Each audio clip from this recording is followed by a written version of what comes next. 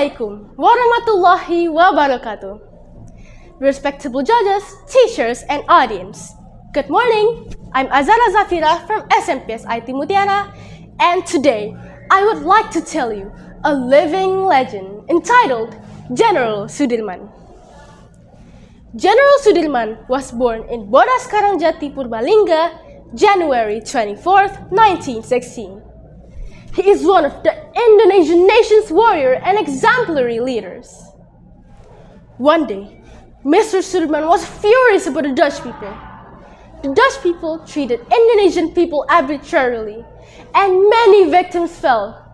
This made Mr. Sudirman very angry.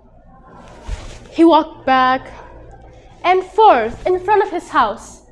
His wife said, "What's going on, dear? Why are you going back and forth like that?" I'm confused. What is the fate of Indonesian people today?" He replied. "Ease your mind. It will not solve the problem." "How can I be calm when many Indonesian people there are suffering and starving?" Mr. Sudirman said, slightly high-pitched. "Well, dear, we have a little jewelry that can be sold later, and the money can be used to buy food for the hungry Indonesian people." "Thank you, my wife.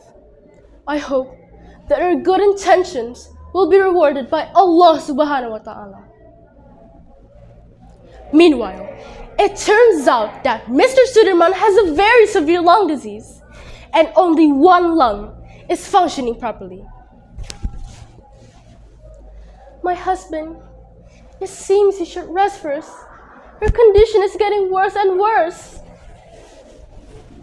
"No, my wife. As a leader, I have to be able to guide my soldiers." "But dear, I'm so worried about your condition." "Don't worry. I'll be fine. Believe me." And one day, Mr. Sudirman left to lead his soldiers. "Let's attack them! Bring back our motherland from the hands of our invaders! Allahu Akbar!" Once, when the capital of Indonesia was in Yogyakarta, Mr. Sudirman was even more enthusiastic about continuing the struggle until all Dutch troops left Indonesia. And at that time, there was Dutch military aggression the second. "Hand over your weapons, or you will be killed by me," the invader said. But we don't have any, sir," the people answered with fear. But it was too late. The invader picked a gun, and bang! Blood pouring from one of the Indonesian people. When Bung Karno was in Yogyakarta with Bung Hatta, they were both taken prisoner by the Dutch, and Yogyakarta fell into the Dutch hands.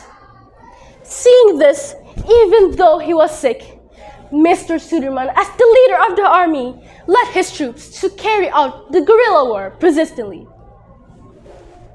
"Report, sir! Our food supplies is running out, and medicine is running low," reported one of his soldiers. "I think it will not make our spirits fade. We can definitely get through all of this," Mr. Sudirman said with excitement. "Yes, sir." And finally, because of the persistence of Mr. Sudirman and his soldiers, Yogyakarta was able to recapture from the Dutch hands. Mr. Sudirman's wife said, "Thank God, my husband, because of the sacrifice that you have made and the soldiers, Indonesia was able to achieve independence." But one day, at Mr. Sudirman's house, his wife saw him sleeping on the couch. When she approached and moved his body felt very cold, so his wife panicked. "Dear, my husband! Wake up! Wake up, my husband!" screamed his wife. It turns out that Mr. Sudirman had passed away.